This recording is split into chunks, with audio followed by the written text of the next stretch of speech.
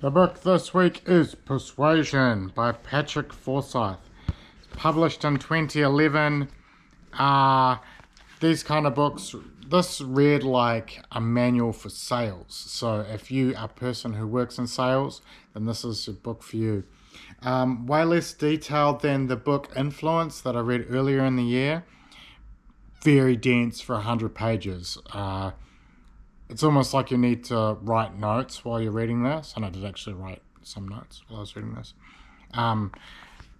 Very interesting. So I'll just read the chapter headings just so you get a rough idea of the sort of things he covers.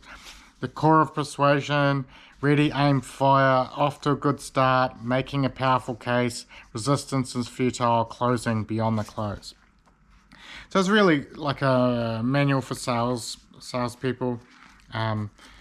And he really goes into a lot of depth with things that prevent good communication and also how to persuade people. So this is something I feel like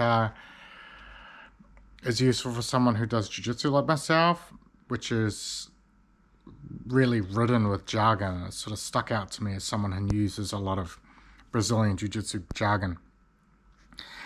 The technicalities of an industry or specialist area can also give rise to jargon, some more so than others. Computers and everything associated with them are case in point, one which we are probably all too familiar. The machine on which I prepared this book is a marvel of modern technology, but its manual has a nightmare lack of clarity. The language in it seems to be 90% jargon and assumes that the user has a particular level of understanding that makes this appropriate. This despite the fact that it would be perfectly possible to write most of it in plain English. So this is something I experience a little bit when I'm teaching jiu-jitsu because of the sort of necessary nomenclature that they use. So like De La Riva, reverse De La Riva, inside Ashi, outside Ashi, these sorts of things can be really confusing for beginners. So that sort of stuck out to me. So it's from the afterword.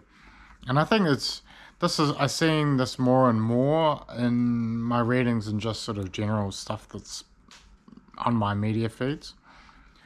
Persuasive communication must be approached in an individual way and as circumstances change. Who you are aiming to persuade, how they think, and what affects them, and so on, the approach needs to accommodate them. Thus, we will all spend time honing our persuasive communication skills, not only to become better at deploying them, but also to better fit them